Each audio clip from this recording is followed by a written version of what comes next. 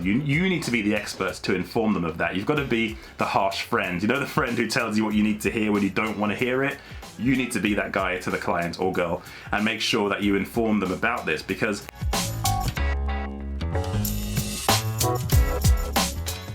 so guys, I didn't actually plan making this video today. I had other content lined up for launch today on the channel. However, I got a question from one of my students on the SEM Academy, who's a member, and he asked me a question about inheriting a PPC account. And of course, this is a very common occurrence in the PPC world. Of course, if you're a freelancer or an agency, there will be times where you inherit accounts. You can't onboard everybody as a new advertiser to PPC who've never done Google Ads before. You will of course get clients who are actually advertising right now and are looking to change hands to a different agency or freelancer because they're sick and tired of whoever's running it right now. So my question was from Ben at BGT Digital, and he basically asked me a ton of things about taking over a new account, any issues he encountered, and how he can try and turn performance around looking at the historical way the account was running. Because of course, if you're taking on a new account, it's a chance to impress a client and make sure you improve the performance of the account when it changes hands. So we had a ton of questions around this, and I thought instead of answering the question just to Ben, who I've obviously answered back on my system on my course, I've actually wanted to make a video about this because I think it's a really important insight and something you guys could probably benefit from as well. So the first thing I often tell people when inheriting a PPC account is to verify that conversion tracking is working. This is so important, because if you look at the historical performance of the account and you start looking at the conversions, the cost per lead, the actions taken on the account, and the effects that those actions have had, as soon as you start to think, is the conversion tracking working properly? If you're not sure about that, you're going to be working from bad data. So any decisions you're making today can be affected by bad tracking implementations made yesterday. So it's really important to verify your tracking. Sometimes verifying tracking is as simple as running through a test conversion, checking the thank you page and the success page lines up with the tracking within Google Ads and making sure they match up perfectly. And sometimes you can just get confidence from that by going through the buying journey. You should definitely go through the customer journey when taking on a new account, because you can also find issues in terms of conversion optimization, any mistakes or any errors, and again, spotting things like this makes you look good and it means the client's going to be retained. However, if the tracking isn't that simple, maybe the URL doesn't change when it's a thank you page, maybe it's just a thank you message, you need to look a bit closer and understand what kind of tracking they've got in place already. So if you're not a developer, it leads me on to the next thing you need to do, which is really and truly to put together a package of things you would like to put into place on the website for the company you're working with, for their developer to put in place. Now, the reason I say this is because it leads on from my previous point. If it's very difficult to verify tracking because the URL doesn't change and you're not a developer, then you need to set tracking up yourself, and the best way to do that is to speak to their developers. Put a list together of the things you want to verify and test, conversion tracking being one of the main things you need to look at. If you don't know how to generate a conversion in Google Ads, this is how you do it. So in order to see which conversions are in the account or to create a new conversion, go to Tools and Settings up here and then go to Measurement and then click on Conversions, and that will bring up a list of all the conversions currently in the account. If you want to create a new conversion, what you'll need to do is click on this plus button up here, and then you can choose the type of conversion you want to use. Generally speaking, for the uses of this, it will be the website. You want to track the conversions on there. You want to select what you want to track in terms of the activity. Is it an add to cart? Is it a checkout? Is it a subscription? Is it a purchase? Is it a lead? So for the purposes of this, I'm going to use a sign up or submit lead form, and then the conversion then just populates down below. You can use the same value for each conversion or don't assign a value. It says not recommended, but you should only assign a value to a conversion if you're sure about it, specifically if it's a lead as well, because if you put the wrong number into here and you choose a ROAS bidding strategy, then it can go all wrong. If you choose the wrong types of values, Google are going to optimize towards the wrong thing. So I will actually not assign a value to this conversion because it's a lead and not a sale, and we don't know specifically what that translates to. So you want to count every conversion in terms of the for every purchase, but if it's a lead, you want to count one, because of course if somebody submits a lead form twice, then it means that it's the same person and it's just really one lead. If it's a sale, then that's fine, because one person might buy many things in a small space of time. It's not going to double track a purchase. So I'll count one for the purposes of this because it's a lead. Next, you choose your attribution window. So click through conversion, is 30 days as standard. You can choose this as a longer or shorter period of time, but essentially when somebody clicks your advert, from the point of click, 30 days attribution window, if they were to convert, then some of that will be allocated to Google Ads based on the customer's journey.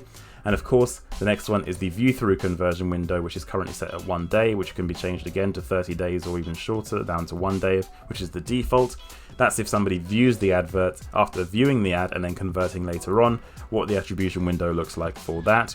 You want to include it in conversions because, of course, when you do your reporting, you want the conversions column to be populated with this report. And of course, you also want to choose your attribution model. Generally speaking, it starts off as last click, so therefore it means all the credit is given to the last touch point, which is the default for this, but you can compare attribution models and choose a model based on the type of business.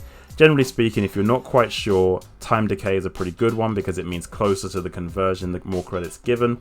So I generally go with time decay if I'm not too sure. Though if you really just want to track things in Google Ads in isolation without taking into account any other channels or indeed any other PPC campaigns you've got running, if they cross over with multiple, then last click would be what you would use. But again, I would advise either a linear or a time decay model based on this. And then enable enhanced CPC. You want to enable enhanced CPC because you might want to revert to this strategy when using manual CPC, so leave that on because you want this to optimize towards an eCPC goal if you were to use that strategy. Click create and continue, and then once you have done that, you can either install the tag yourself, and there's the code for the tag, and the global site code isn't installed in the HTML pages. You need to install this on all pages, and then the actual conversion code for when the conversion event happens. So there's 2 events you need to send here. Now, if you're not too sure how to send this to the developers, you can actually get the developer's email and then just email the tag over to the developers by putting their email address in here. And if you're using the Google Tag Manager and you're confident and comfortable using the Tag Manager, which again is something we cover on the SEM Academy. If you remember, there's a course and you'll get my support on the Tag Manager if you want to use it. Then you can use these details to set up conversion tracking in the Google Tag Manager.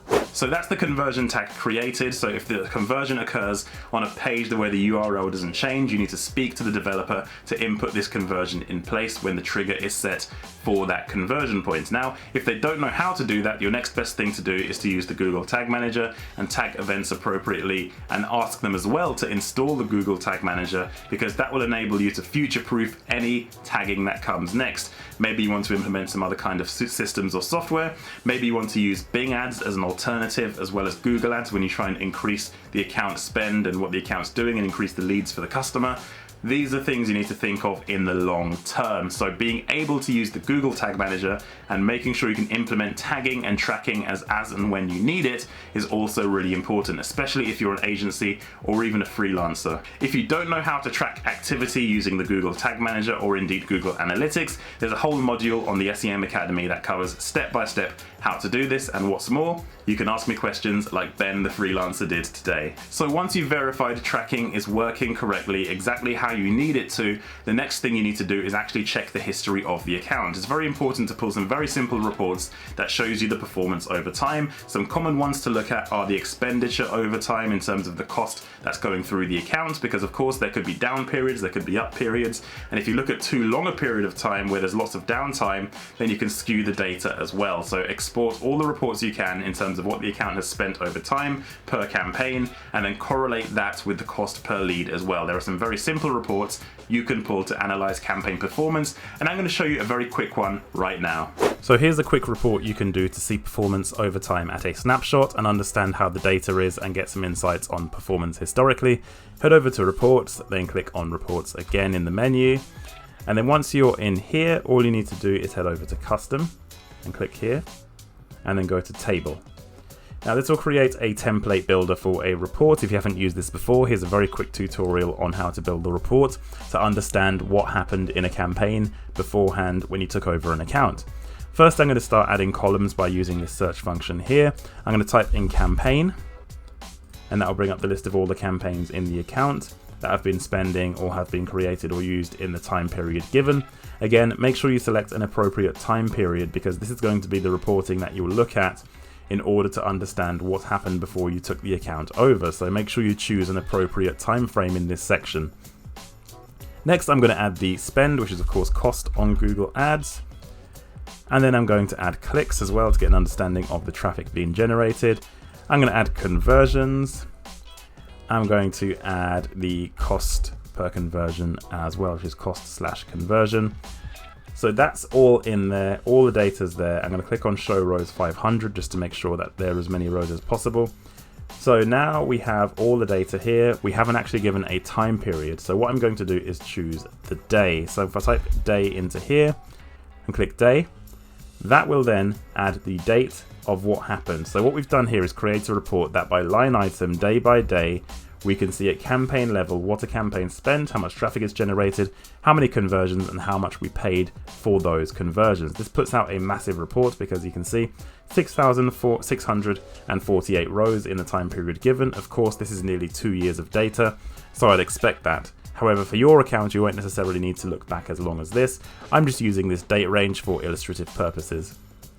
Before you save and download it, make sure you give it a name. So I'm going to call this performance over time, and that will do. Give it a name that's appropriate, hit apply, and you'll see that saved. And I'm just going to click save again just to make sure, and then that says report saved down at the bottom. And now what we're going to do is export this data and then look and see what's happened over time.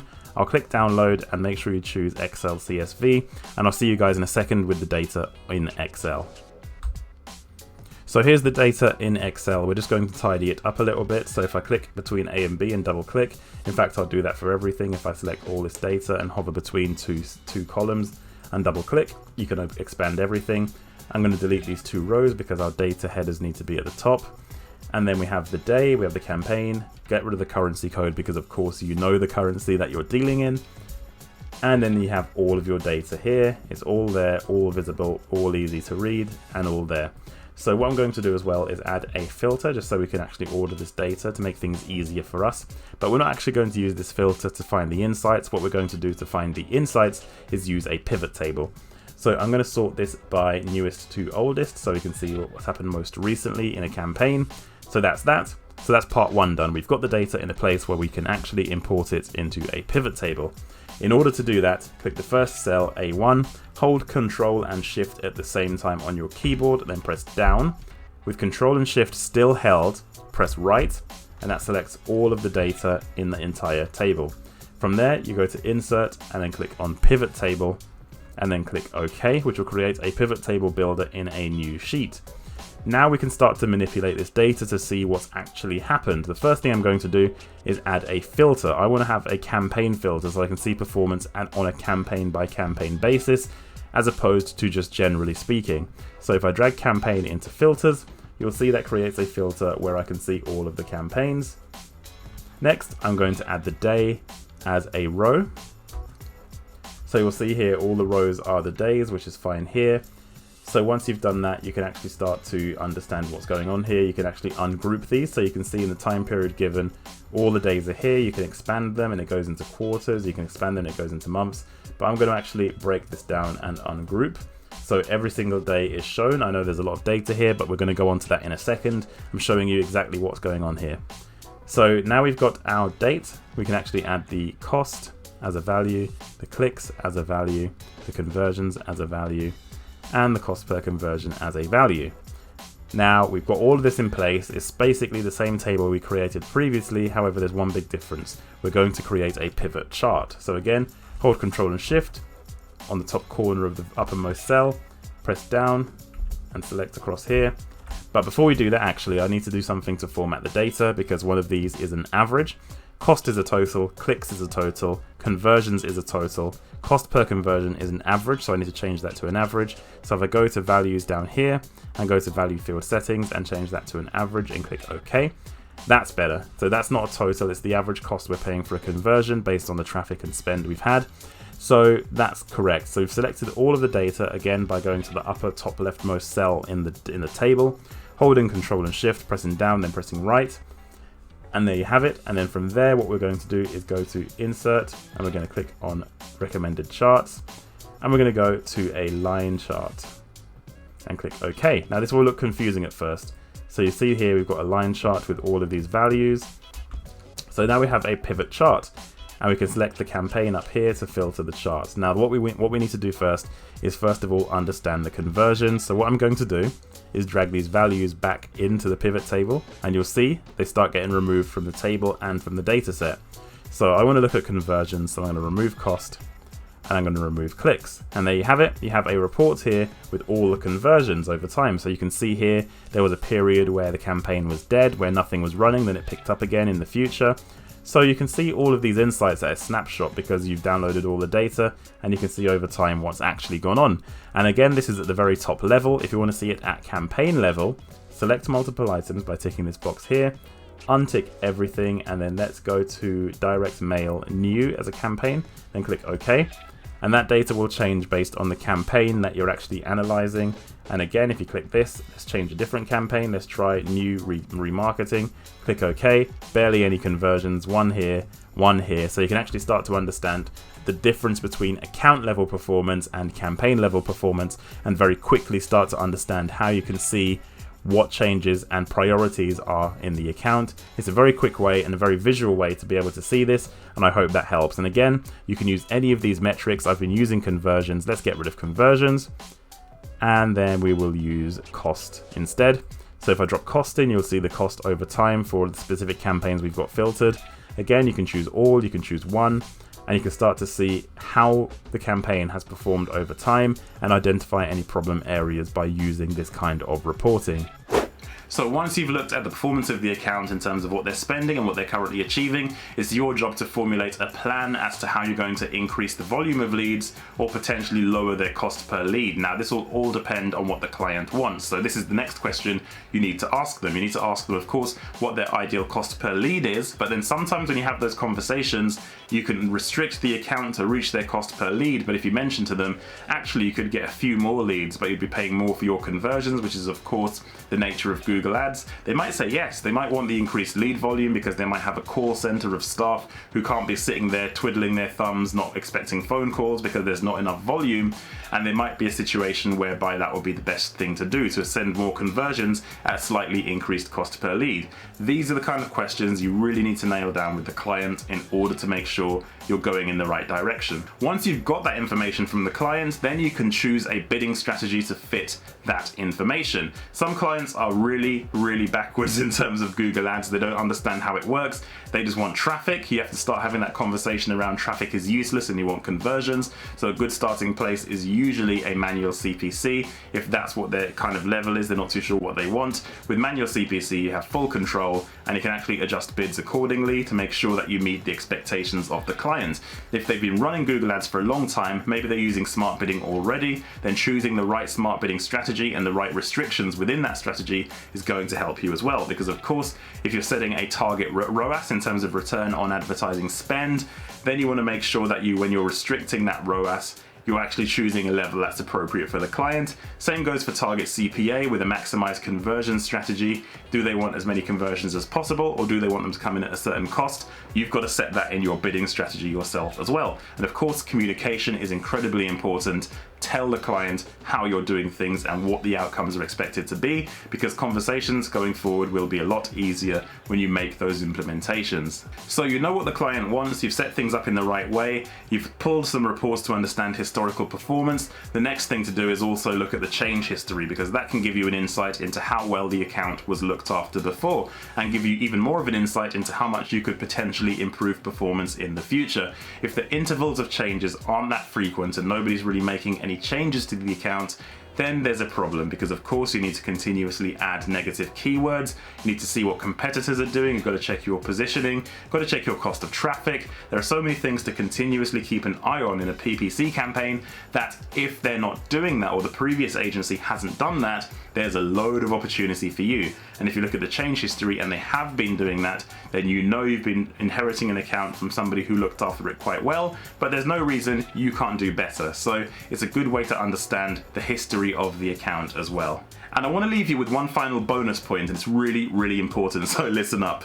Sometimes it makes sense not to inherit an account, because if expectations are different to what you can achieve, then you're in for a world of trouble. Sometimes you might think it's easy to get a new client on board. Maybe you're a new freelancer who really needs new clients. and even in this case, it still makes sense to sometimes say no, because there are clients out there who would want to spend very minimal amounts of money and want to get lots and lots of results. For example, if they have a budget of £15 a day, that means in their industry they'll get maybe 3 or 4 clicks a day. It's never going to work. So for you to set expectations, you'd need to increase the budget and then tell them explicitly if they're not willing to increase the budget, then it's not going to work. And if it doesn't work for you because they're not increasing the budget, it won't work for anyone else managing the account as well. They can run around going from agency to freelancer, trying to get different results with the same amount of money, and it still will fail. You need to be the experts to inform them of that. You've got to be the harsh friend. You know, the friend who tells you what you need to hear when you don't want to hear it? You need to be that guy to the client or girl and make sure that you inform them about this, because they're going to go around spending their money in the wrong places and getting hustled and swindled by other rogue actors out there. And you want to be the person who makes sure they stay on the straight and narrow, be their consultant, and make sure they stay on point in terms of their marketing goals. So there you have it, guys. Thanks for watching. If you want to watch more content from me, hit the video over here. If you want to subscribe to the channel, and if you're watching and you haven't done, you got to do it. Why are you even still here? Subscribe to the channel down here. And if you want to enroll on the SEM Academy and get tutored and trained by me specifically for $89 a month, and sign up today down below here. I look forward to seeing you on the next video.